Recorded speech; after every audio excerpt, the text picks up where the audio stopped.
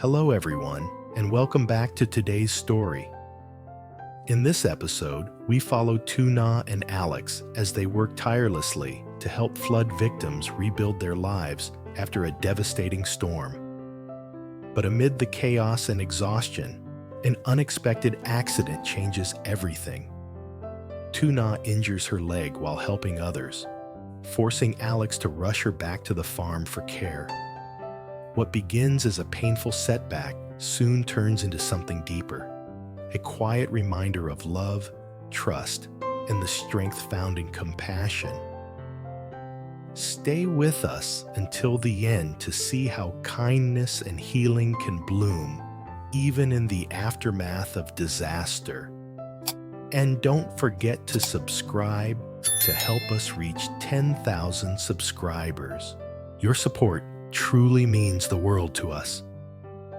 The morning sun stretched across the quiet fields, glinting off puddles left behind by the flood. The air still smelled faintly of wet soil and rain, but for Tuna, it carried a sense of renewal. She stood by the gate, tying her hair back as Alex's truck rumbled down the dirt road. When he parked, she waved. "You're late," she teased. Alex hopped out, flashing a tired smile. "I stopped to drop supplies at the school shelter. You ready?" Tuna nodded, already loading the last box into the truck bed. "I've been ready since sunrise." They were headed back into the flood-hit village, where families were struggling to clean up after the storm. The road ahead was muddy, scattered with branches and debris, but the morning light felt forgiving. Inside the truck, Tuna glanced out the window at the flattened rice fields. It's hard to believe all this was underwater yesterday. Alex's grip tightened on the wheel. "Yeah, but people are strong here. We'll help them rebuild."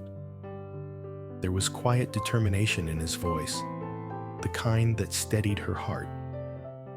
When they reached the first house, a small wooden home half collapsed, villagers hurried toward them, faces lined with exhaustion and relief.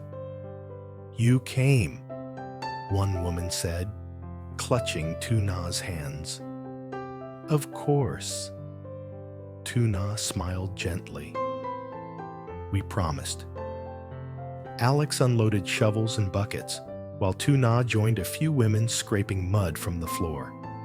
The smell of river water hung heavy, but they worked with purpose, every sweep of the broom a small step toward normalcy. By noon, sweat streaked Tuna's face. She stopped for a sip of water, glancing at Alex. He was knee-deep in mud, hauling broken planks from a ruined fence. Despite his fatigue, he grinned when a child handed him a towel. Seeing that simple exchange, Tuna felt something warm flicker in her chest. Even in disaster, kindness survived. "Take a break," Alex called out, noticing her slowing pace. She shook her head with a stubborn smile. One more house. But the ground was slick, and exhaustion dulled her reflexes. As she stepped backward to lift a beam, her boot slid on the mud. Before she could steady herself, her leg twisted sharply, and she fell with a cry. "Tuna!" Alex dropped what he was carrying and rushed over. Pain pulsed through her ankle as he knelt beside her. "Don't move," he said, voice tight. "Let me see." She tried to brush it off, but when he touched her ankle, she winced. "It's nothing," she murmured. Alex frowned. "It's swollen already. You've sprained it." A few villagers gathered around in concern. Tuna forced a small smile. "I'm okay, really." But Alex had already decided. "You're done for today. I'm taking you back to the farm." Before she could protest, he carefully lifted her into his arms. Mud dripped from his boots as he carried her to the truck, ignoring her embarrassed whisper. "Alex, I can walk." "Not a chance," he said quietly. "You've done enough." As they drove back, the golden fields blurred past. Tuna stared out the window, guilt mingling with pain. "I didn't mean to slow things down." Alex glanced at her, his expression soft. "You didn't. You helped more people today than most could. Now let someone help you." His calm tone silenced her protest. She leaned back, letting the rhythm of the road and the hum of the engine soothe her. By the time they reached the farm, the sun was dipping low, bathing everything in a soft amber glow. Alex parked by the porch and hurried around to open her door. "Try standing," he asked. She nodded, but when her foot touched the ground, a sharp pain made her gasp. Instinctively, she grabbed his arm for balance. "That's it," he muttered, sweeping her into his arms again. No arguments. Her cheeks flushed. "Alex, you can't just... Watch me." She couldn't help a small laugh, even through the pain. The warmth of his voice, the steady beat of his heart, it made her feel strangely safe. Inside, the house smelled faintly of lemon oil and rain. Alex set her gently on a chair, then crouched down to examine the ankle. "You've really done it this time," he said with a sigh. Tuna smiled faintly. "You make it sound like I fall down every day." He gave her a look. "You do have a habit of pushing yourself until something breaks. I just didn't want to stop when people still needed help." Alex didn't answer right away. He fetched the first aid kit, warm water, and a towel. His hands were careful as he cleaned away the mud. The water stung at first, but his touch was steady, calming. "Does it hurt?" he asked. "Only a little," she lied. He chuckled. "You're terrible at lying." Their laughter broke the silence, filling the farmhouse with a quiet sense of peace. Outside, cicadas had begun to sing, and the last rays of sunlight spilled across the floor in strips of gold. Alex wrapped her ankle firmly, then met her gaze. "You need to rest for a few days. No walking around, no chores." Tuna sighed. "Resting isn't really my thing." "Then it's time to learn," he said, standing up. "I'll handle everything at the farm. You focus on healing." She looked up at him, a soft smile forming. "You already do too much, Alex." He shook his head. "And I'd do it all again." Something tender passed between them, unspoken, yet strong enough to fill the room. For a moment, all the noise of the world faded. The storm, the wreckage, even the pain. There was just this small pocket of stillness, wrapped in golden light. Tuna leaned back in her chair. "You're impossible sometimes." He grinned. "Funny, I was about to say the same about you." The sound of their laughter mixed with the gentle rustle of trees outside. The farm, battered by storms just days ago, now felt like a sanctuary. And though Tuna's leg throbbed, and the ache of the flood still lingered in her mind, she knew one thing for sure. She wasn't alone in this fight to rebuild. Alex moved toward the kitchen. "You sit right there. I'll make something for you to eat." Tuna raised an eyebrow. "You? Cooking? That I've got to see." He turned back with a grin. "You'll eat whatever I burn." Their playful banter filled the evening air, light and easy. As dusk settled outside, Tuna watched him move around the kitchen, his every gesture deliberate and kind. Her pain dulled beneath the warmth of it all. The laughter, the care, the feeling of being looked after. For the first time since the flood, the world felt a little less heavy. Tuna closed her eyes, whispering softly, "Maybe tomorrow I'll feel better." From the kitchen, Alex's voice came warm and sure. "You will. I'll make sure of it." And in that moment, under the fading light of day, Tuna realized that healing wasn't just about mending wounds. It was about finding peace, even after the storm. The next morning dawned quiet and clear, the air cool and sweet, with the smell of wet grass. Sunlight filtered through the curtains as birds chirped near the porch. Tuna blinked awake, her ankle still aching, but wrapped neatly in the bandage Alex had tied the night before. She stretched slightly and smiled when she noticed the breakfast tray beside her, a bowl of congee, a glass of milk, and a small note.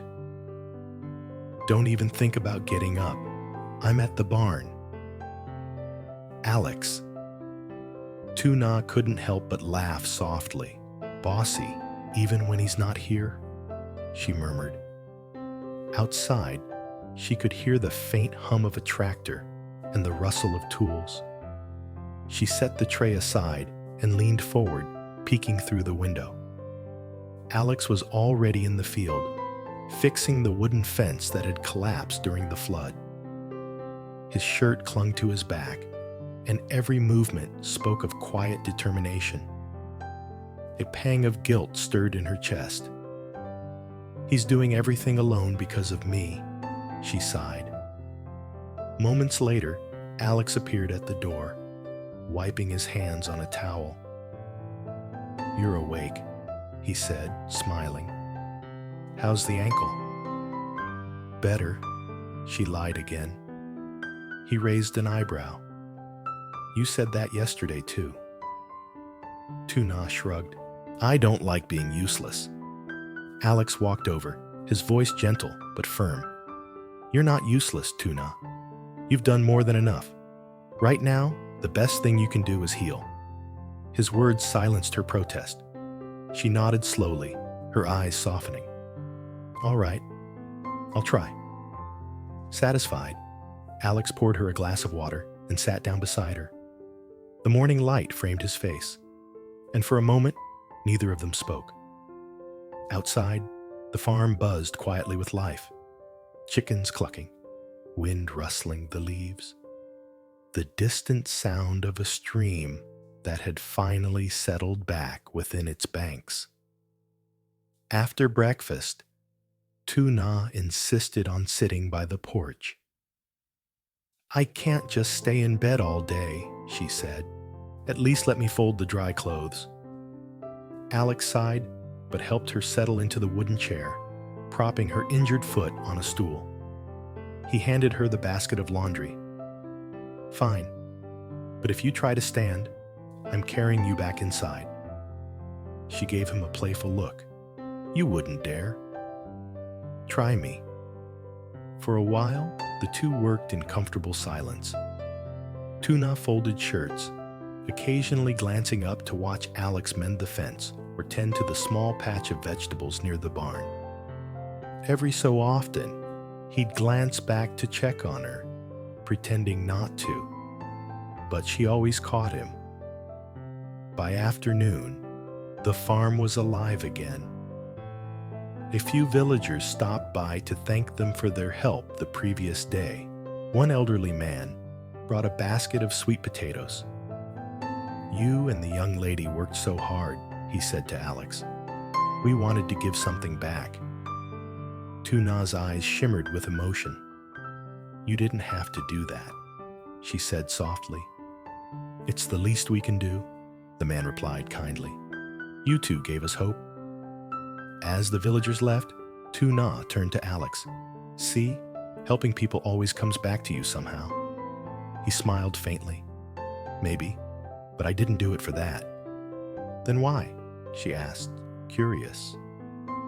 He hesitated for a moment, then said quietly, "Because after everything the storm destroyed, I needed to remind myself that we could still build something good, that there's still kindness left in the world. Tuna's chest tightened at his words.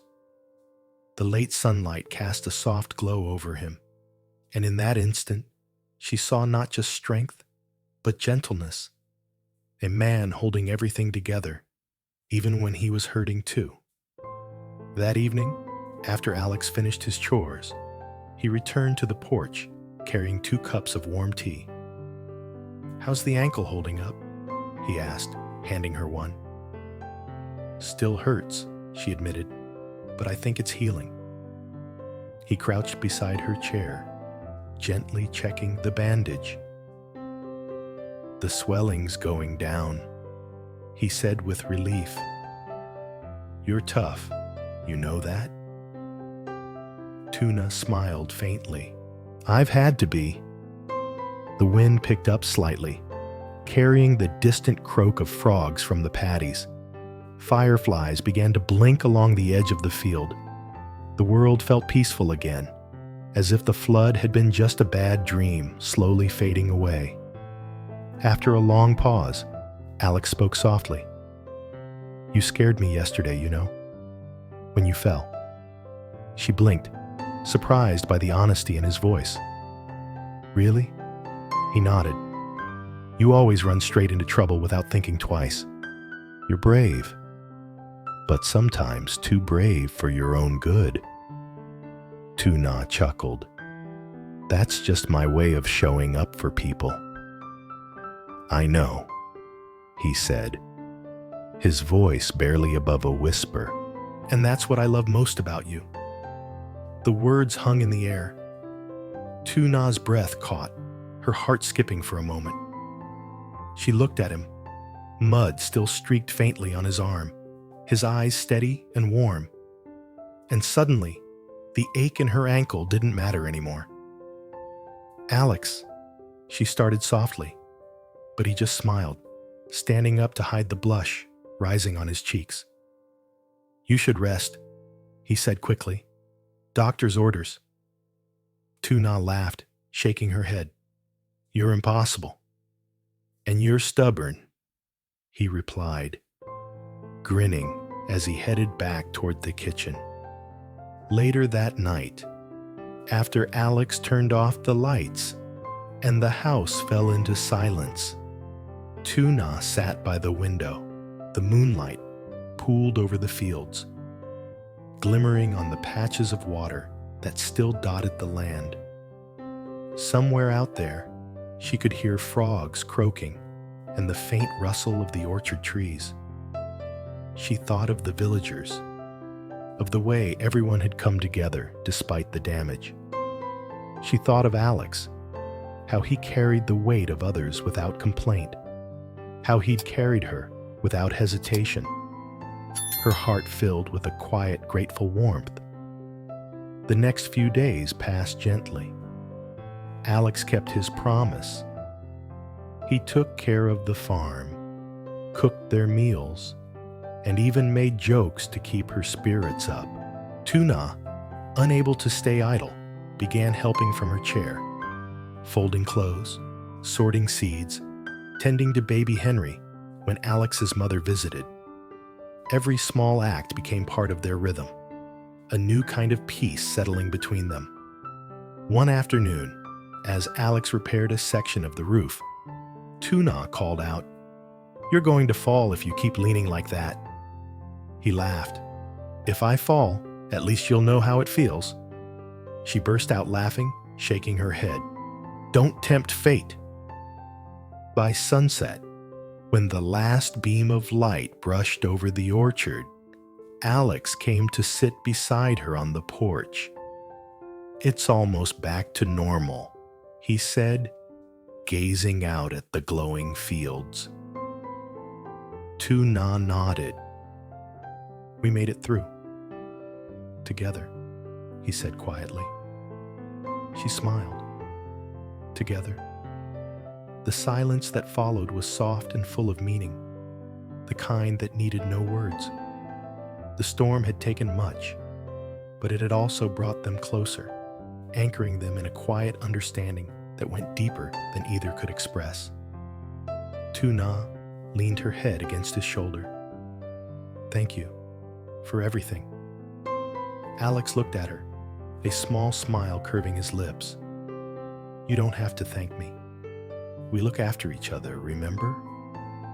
The wind stirred the grass around them, carrying the sweet scent of grapefruit blossoms. The sky darkened to deep indigo, stars winking to life one by one.